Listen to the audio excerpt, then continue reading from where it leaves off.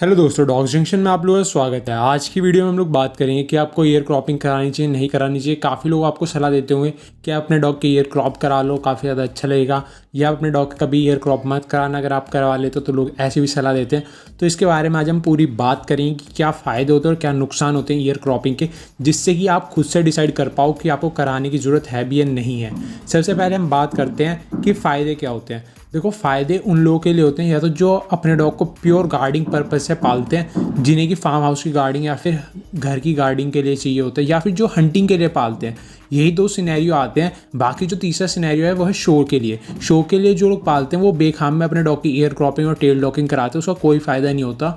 इसके बारे में आगे बात करूँगा वीडियो में, लेकिन जो दो मैंने अभी आपको फ़ायदे बताए जिनके लिए आपको करानी चाहिए, उनके भी रीज़न मैं आपको पहले एक्सप्लेन कर देता हूँ। देखो, जब कोई भी आपके घर में चोर या फिर कोई भी अचानक से आपके घर में अटैक करता है, तो वो आपके डॉग अगर उसके ऊपर बाइट करेगा तो वो उसके ईजिली ईयर पकड़ के या फिर उसके हेड पे कुछ भी चीज़ पकड़ के साइड कर सकता है। और ईयर हर किसी को पता है डॉग के बहुत सेंसिटिव पोर्शन होते हैं, तो उसके चलते उसे दूर कर सकते हैं ईजिली। तो इसी के चलते उनकी ईयर क्रॉपिंग कराई जाती है, जो कि अच्छे गार्ड डॉग्स होते हैं बेसिकली।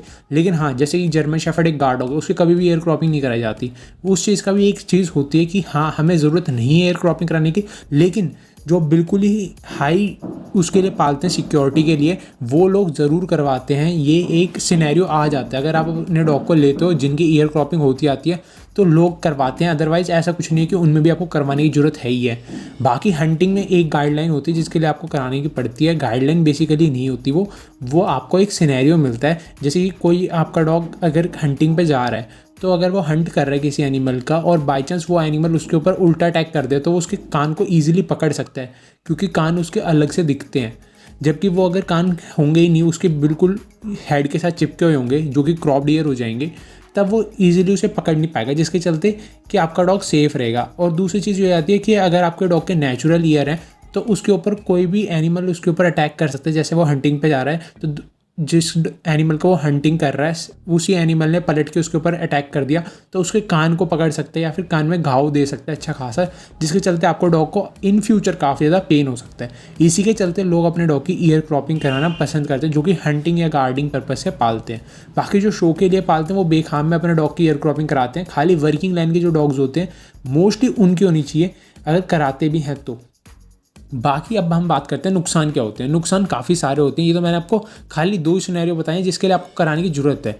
अदरवाइज़ आपको शो के लिए बिल्कुल कराने की ज़रूरत नहीं है। खामखा लोग कराते हैं, ये एक ट्रेंड चलता आ रहा है। जैसे कि डोबरमैन का लेके चलते हैं एक एग्जांपल के तौर पे, कि डोबरमैन लोग पहले से देखते आ रहे हैं कि हाँ, शो लाइन के हिसाब से हमारे डोबरमैन के कान खड़े होने चाहिए, पूँछ कटी होनी चाहिए, जबकि वो स्टैंडर्ड चलता आ रहा है। वहीं पे कई कंट्रीज़ के अंदर बैन भी कर रखे, क्योंकि कई रिसर्च ये बताती है कि आपके डॉग को पेन होता है जब उसकी ईयर क्रॉपिंग होती है या फिर टेल डॉकिंग होती है। कई बंदे कहते हैं कि हम बचपन में ही कर देते हैं। देखो, किसी भी चीज़, अगर कोई भी छोटा बच्चा होता है, अगर उसके पैदा होते है उसकी टेल के ऊपर रबड़ ही चढ़ा के टेल डॉकिंग होती है, तो उसे पेन नहीं होता, क्योंकि उस टाइम तक उसकी जो नर्व्स होती है वो इतनी ज़्यादा बड़ी नहीं होती कि उसे पेन हो या फिर पेन फील करे। जबकि कई लोग कहते हैं कि हाँ, थोड़ा बहुत होता है। तो उस चीज़ के बारे में टेल डॉकिंग वाली वीडियो में बात करूँगा, लेकिन अभी हम बात करें ईयर क्रॉपिंग के मामले में। तो ईयर क्रॉपिंग के मामले में आप अगर देखोगे तो लोग बोलते हैं 3-3 महीने तक आप ईयर क्रॉपिंग करा सकते हो, जबकि आप टेल डॉकिंग खाली महीने भर के पपी की करा सकते हो। टेक्निकली ये चीज़ होती है, बाद में सर्जेरियन की चीज़ होती है, वो अलग होती है। लेकिन ईयर क्रॉपिंग अगर आप बड़े पपी की कराते हो ज़्यादा, तो उसके तो कान पूरे एक्टिव हो जाते हैं ना, उसकी जो नसें होती हैं वो पूरी खून बहने लग जाता है अच्छे तरीके से, जिसके चलते उन्हें पेन होता ही होता है। लोग बोलते हैं कि हमने एनेस्थीसिया देके ईयर क्रॉपिंग करते हैं जिसके चलते दर्द नहीं होता, लेकिन अगर वो एनेस्थीसिया देके भी करते हैं, लेकिन एनेस्थीसिया का असर ख़त्म होते ही वो पेन किलर भी तो चलाते हैं साथ में डॉग के। पेन किलर का काफ़ी ज़्यादा बहुत गंदा इम्पैक्ट पड़ता है डॉग की हेल्थ पे। ये चीज़ आप खुद से स्टडी कर सकते हो अगर आपको यकीन ना हो तो, क्योंकि किसी भी मेडिसिन को बेखाम में दिया जाए तो उसका इम्पैक्ट पड़ता ही है बॉडी के ऊपर गलत तरीके से। और पेन किलर हम अपनी तरफ से डॉग की ईयर क्रॉपिंग करा के फिर देते हैं, जिसका इम्पैक्ट पड़ना ही पड़ना है डॉग की हेल्थ पे। तो इस चीज़ को भी दिमाग में ज़रूर रखना है जब भी आप ईयर क्रॉपिंग कराओ, कि आपकी डॉग की हेल्थ सफ़र कर सकती है ईयर क्रॉपिंग के चलते। दूसरी चीज़ ये आती है कि ईयर क्रॉपिंग में भी कई बंदे, जिन्हें कहते हैं ना नौसिखिया होते हैं, वो कर देते हैं, जिसके चलते आपकी डॉग की ईयर क्रॉपिंग भी ढंग से नहीं हो पाती, और फिर आपको अपने डॉग के प्रॉपर ईयर ही रिमूव कराने पड़ जाते हैं। और कई केसेस में ये होता है कि कान के पर्दे तक डैमेज हो जाते हैं, जिसके चलते आपका डॉग आगे की ज़िंदगी सुन भी नहीं सकता। जबकि वो पप्पी छोटा सा ही होता है जिसमें ईयर क्रॉपिंग हो जाती है। तो उसके बाद आप सोच लो डॉग की पूरी लाइफ होती है जिसमें वो सुन भी नहीं सकता और फिर उसका क्या हाल होता होगा। तो इसके चलते मैं आप लोगों को बोलता हूँ कि हो सके तो ईयर क्रॉपिंग मत ही कराना, क्योंकि ईयर क्रॉपिंग कराने के आपके जो मैंने फ़ायदे बताए वो खाली उन्हीं जनों के लिए जो हंटिंग करते हैं या फिर जो प्रॉपर गार्डिंग के लिए पालते हैं। अगर आपको एक इस तरीके का डॉग चाहिए जिसके आप सोच रहे हो ईयर क्रॉपिंग कराओगे ये कराओगे, तो आप उसकी जगह नॉर्मल कोई एक दूसरी तरफ के गार्ड डॉग देख लो जिसके आपको ईयर क्रॉपिंग कराने की जरूरत ना पड़े। ऐसा नहीं है कि आपके पास एक ही ऑप्शन लेके चलते हो। हर किसी के पास जब भी कोई डॉग बाय करते हैं या फिर अडॉप्ट करते हैं तो वो 2-3 ऑप्शन लेके चलता है हर एक डॉग के वेरिएशंस के। तो उसमें आप देख सकते हो आपके हिसाब से कि आपको कौन से डॉग की तरफ जानी चाहिए। जैसे कि आप अगर मैस्टिफ टाइप डॉग में जाते हो तो आपके पास एक रॉटवाइलर का भी ऑप्शन मिल जाता है, वहीं पे आपको एक केन कोर्सो का भी ऑप्शन मिल जाता है जिसकी ईयर और टेल डॉग्ड होती है और ईयर क्रॉप्ड होते हैं। लेकिन रॉटवाइलर में पहले टेल डॉग्ड आती थी, लेकिन जब से लोगों ने उसे एक्सेप्ट करना शुरू किया उसके टेल के साथ से, तब से ब्रीडर उसकी टेल डॉकिंग नहीं कर रहे। सेम चीज़ अगर रॉटवाइलर पिटबुल के साथ भी हो जाए तो काफ़ी अच्छा रहेगा, जिसके चलते किसी डॉग को सफ़र नहीं करना पड़ेगा पेन के थ्रू। तो इस चीज़ को ज़रूर ध्यान में रखें कि अगर आप अपने डॉग की ईयर क्रॉपिंग कराते हो तो उसे पेन होता ही होता है।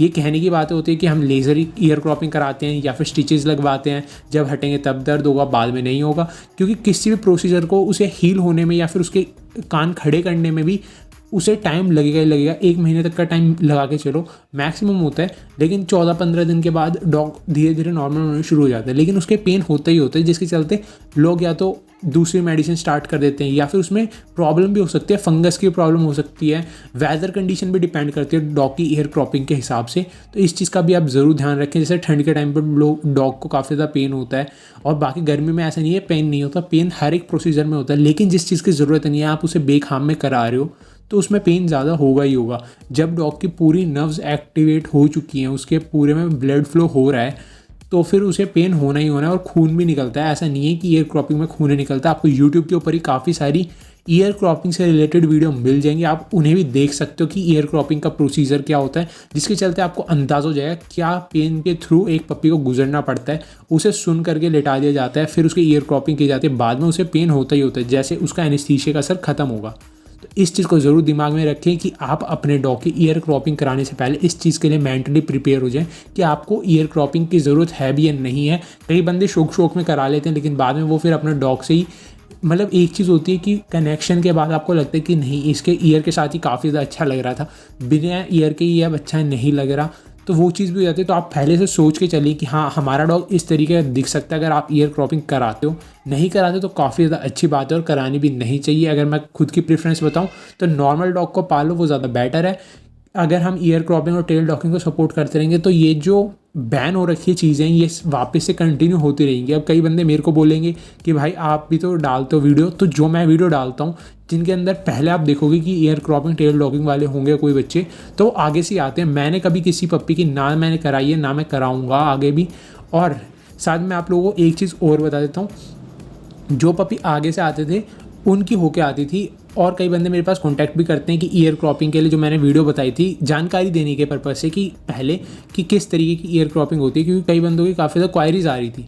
तो उसके बाद भी लोग मेरे पास कांटेक्ट कर रहे थे कि हमें अपने डॉग की ईयर क्रॉपिंग करानी है। तो मैं आप लोगों को क्लियर कर देता हूँ, ना मैं ईयर क्रॉपिंग करता हूँ, ना मैं किसी को जानता हूँ, और ना मैं आप लोगों को गाइड कर सकता हूँ इसके लिए आगे। तो आप लोग प्लीज़ इसके लिए मेरे पास कांटेक्ट ना करें। बाकी अगर आपको कोई भी दिक्कत हो अपने डॉग से या फिर मतलब डॉग की प्योरिटी के बारे में जानना हो या फिर कुछ भी हो तो आप कांटेक्ट कर सकते हो, उसके लिए कोई दिक्कत नहीं है। तो ये थी आज की वीडियो। होप करता हूँ आप लोगों को इस वीडियो से फ़ायदा मिला होगा कि आपको ईयर क्रॉपिंग की तरफ जाना है या नहीं जाना, और जिससे कि आप डिसाइड कर सकते हो क्या ईयर क्रॉपिंग सही चीज़ है या नहीं है। बाकी आप लोग अपने विचार कमेंट्स में ज़रूर बताना कि आपको ये वीडियो कैसी लगी, और अगर पसंद आई हो तो लाइक कर सकते हो, नहीं आई हो तो डिसलाइक कर देना। कमेंट्स में ज़रूर बताना कैसी लगी या नहीं लगी। Thanks for watching this video. मिलता है नेक्स्ट वीडियो होती है। जय हिंद दोस्तों, सब्सक्राइब कर लेना चैनल को।